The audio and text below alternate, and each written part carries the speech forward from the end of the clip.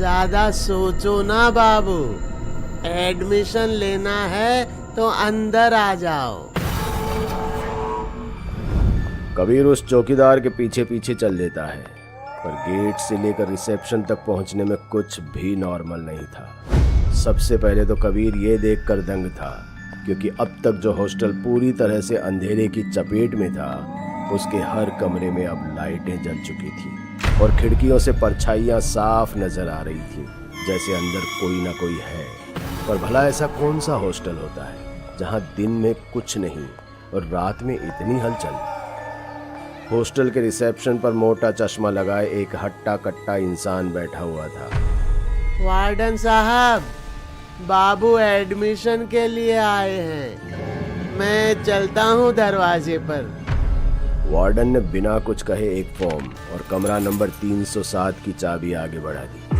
कबीर कुछ पूछने को हुआ ही था कि वार्डन ने उंगली से दूसरी तरफ इशारा किया, जहां रूल बोर्ड लगा हुआ था।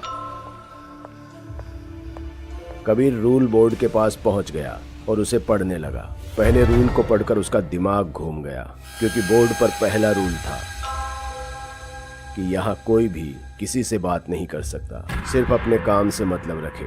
और दूसरा ये कि भूलकर भी किसी के कमरे में ना जाएं और ना ही किसी को आने दें। तीसरा, एक बार अपने कमरे में जाने के बाद बाहर ना निकले। ये कैसे अजीब रूल्स हैं? जोर से कहते हुए कबीर जैसे ही पीछे मुड़ा, वहां कोई था ही नहीं, ना ही दूर मेन गेट पर चौकीदार और ना ही रिसेप्शन पर वार्डन। कबीर बिना कुछ और सोचे सीधे अपने कमरे की ओर चल दिया। रास्ते में सभी कमरे ऐसे बंद थे जैसे वहां कोई रहता ही ना हो। फिर वो अपने कमरे 307 में पहुंचकर अपना बैग रख अपने कमरे को चारों तरफ से देखने लगा। तभी बाहर से जोर से किसी के चीखने की आवाज आई और कबीर उसी चीख के पीछे अपने कमरे से बाहर निकल गया, लेकिन उसे कोई नहीं दिख रहा था। कॉरिडोर की लाइटें अब पहले की तरह शांत नहीं, बल्कि थरथरा रही थी। इधर कबीर ये सोचकर हैरान था कि इतनी तेज चीख सुनकर भी सब कुछ शांत कैसे था, जैसे किसी को कोई फर्क ही नहीं पड़ रहा हो। कोई अपने दरवाजे को खोल सुध लेने को तैयार ही नहीं था। इसलिए कबीर खुद सामने के दरवाजे पर दस्तक देने लगा। भाई, मैं कबीर इस हॉस्टल में नया आया हूँ, जरा दरवाजा खोलो। अंदर से कोई जवाब नहीं आया। कबीर तीसरे फ्लोर के सभी दरवाजों को आजमा लेता है, पर कोई बाहर निकलने को तैयार ही नहीं था। फिर अंत में वो एक दरवाजे को धक्का देकर तोड़ देता है। अंदर कमरे का हाल ऐसा होता है जैसे कोई आग लगी हो और जमीन पर एक कंकाल पड़ा था जिसका आधा सिर जला हुआ था। कबीर उल्टे पांव बाहर निकलता है तो देखता है कि इस पूरे हॉस्टल में आग लगी हुई है और कमरे के अंदर से धुआं निकल रहा है। जिस कमरे में दस्तक देने के बाद भी कोई नहीं खोल रहा था, अब हर दरवाजे पर अंदर से कोई दरवाजा खोलने के लिए चीख रहा था, मदद मांग रहा था कि दरवाजा खोलो, अंदर आग लगी है। पर उन्हें कोई सुनने वाला नहीं था। कबीर ने जैसे ही दरवाजा खोलने की कोशिश की कि आग की एक तेज लपट उसकी तरफ बढ़ी और उसके कपड़ों में आग लग गई। कबीर शरीर पर लगी आग की लपटों को बुझाते हुए ऐसे घबराया कि वो कब सीढ़ियों पर पहुंच गया उसे पता ही नहीं चला और वो सीढ़ियों से फिसलता हुआ नीचे गिर गया। इससे उसके कपड़ों पर लगी आग तो बुझ गई, पर अब वो पूरी तरह से घायल हो गया था। वो दर्द से कराहते हुए उठ ही रहा था कि तभी उसकी नज़र चौकीदार पर गई और वो उसी की तरफ बढ़ गया। कबीर ने उसे आवाज़ भी लगाई, पर वो पीछे मुड़ा ही नहीं, बस बुत बना आग को देखे जा रहा था और उसके आगे वार्डन की अधजली लाश पड़ी थी।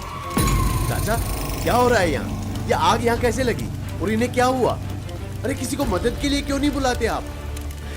मदद के लिए बहुत देर हो गया है बाबू। अब तो ये आग रोज सीने में चुभन बनकर जलती है। इतना कहते ही वो चौकीदार पीछे मुड़ा और कबीर के होश उड़ गए, क्योंकि वो भी बुरी तरह जला हुआ था। अरे ये क्या हुआ आपको? चलिए यहाँ से निकलते हैं और हॉस्पिटल चलते हैं। बाबू, मुर्दों को डॉक्टर की जरूरत नहीं होती। मतलब जानना है बाबू? तो ये देखिए फिर।